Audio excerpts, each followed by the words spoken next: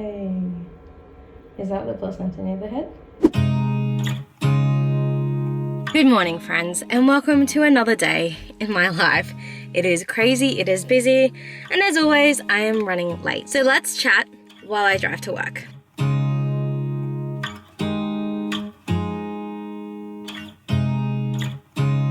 We are roughly halfway through the last term of the year, and I think everyone is feeling exhausted.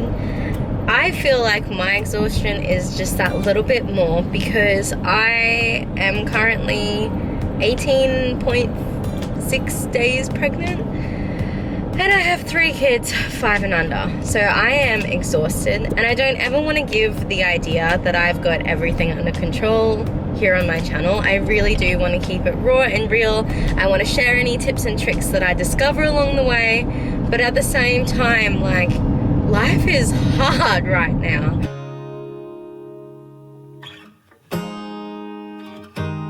In order for me to be able to be the best employee, I have tried to make all of my obstetric appointments out of school hours. And on Wednesdays, Michael has been blessed with a home work day, so he works from home.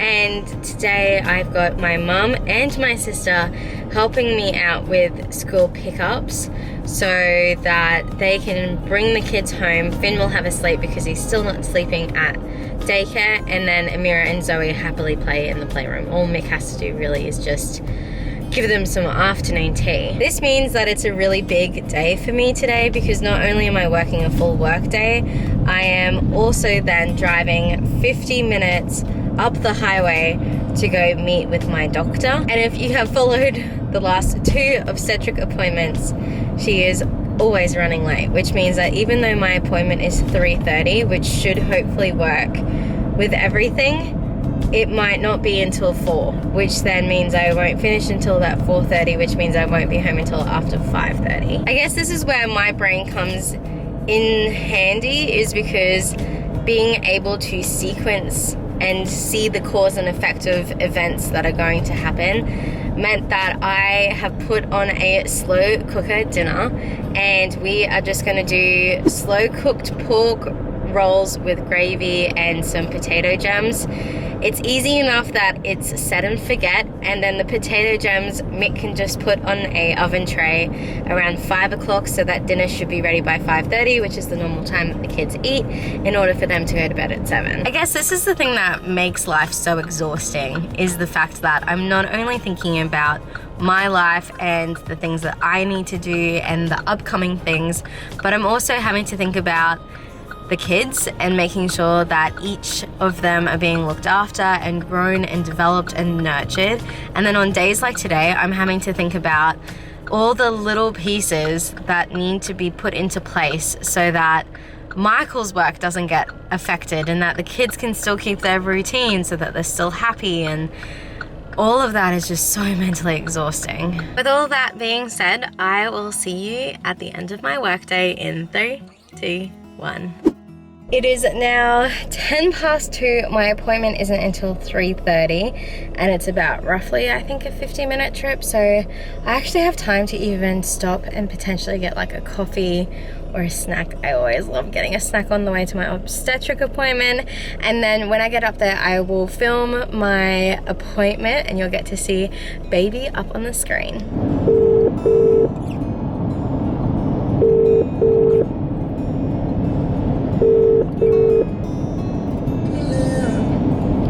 I'm trying to book in my 20-week morphology scan, especially because I am anxious about where my placenta is sitting and what type of delivery that will mean for us, but no one is answering, so I'll give it a little bit more time and I'll try and call back.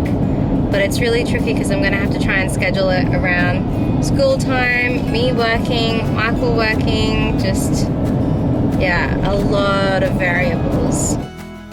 I have arrived 12 minutes early to my appointment, so I did stop in at a local bakery to get this tiramisu. Last time when we came up on Mick's birthday. We shared one of these and it was amazing, and I'm feeling a bit tired, so I'm hoping that maybe the shot of coffee will help me.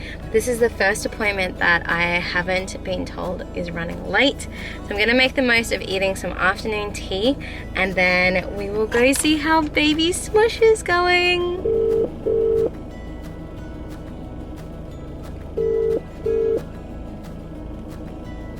The person at extension 60. No, be careful. I don't want to know. Hello. Oh. There's a little bit of Halloween. Hey. Is that the placenta near the head? Yeah.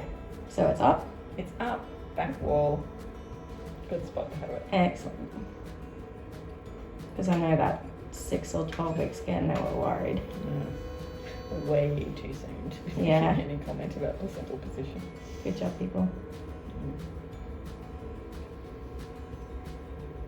I've been getting some cramping pretty badly, but like no spotting or anything like that.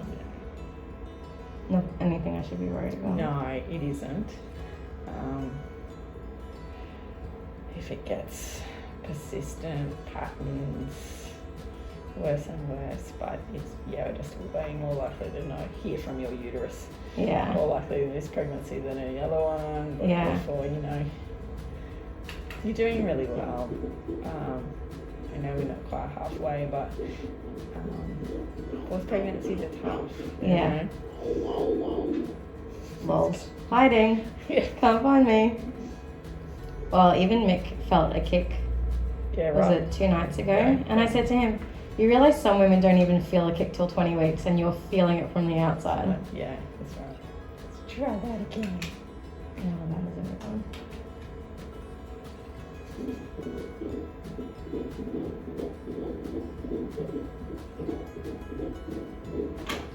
Okay, be careful, don't get upset. Yeah. Oh, catchphrase of my life. No, they're cute. It's so active. Yeah, bye. Sometimes. It's Okay, I love it. Playing with your baby, playing with your ultrasound.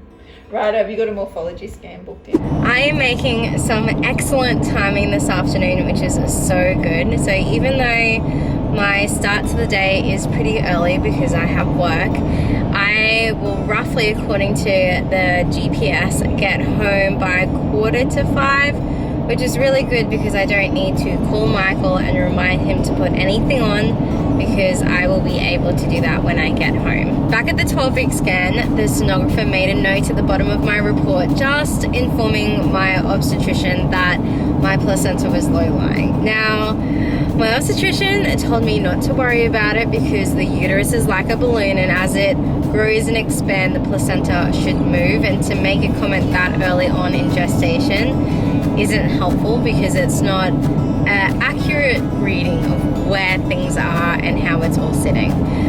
That's the reason why you would have heard me ask, is that my placenta, and asking where it is, just to get confirmation that it is actually up and to the back, which means that delivering this baby naturally is 100% an option, which is fantastic. That's one less thing that I have to stress about and worry about, which is a really big answer to prayer, because I have been praying daily that the placenta would move upwards and out of the way. I feel like this stereotype between a first-time mom and like a fourth-time mom isn't really that far away from the truth. I remember being a first-time mom with Amira's pregnancy, and I was on it. I knew exactly how far I was along in my gestation. I never missed an appointment. I never missed anything that I needed to do or book it. And man, oh man, as pregnancies continue and you have more of them, it really is harder to make it your sole primary focus. And it's not because you love this child any less, it's just because you're juggling more balls. For example, with this pregnancy, I've completely misplaced my 20-week sonography form for like the morphology scan. And I knew that I had an appointment now, being close to 19 weeks, so I was just going to ask my obstetrician for another form. And she just laughed. She thinks it's hilarious. She said if I lose it between now and my appointment, that I could just call up and she will send one through for me.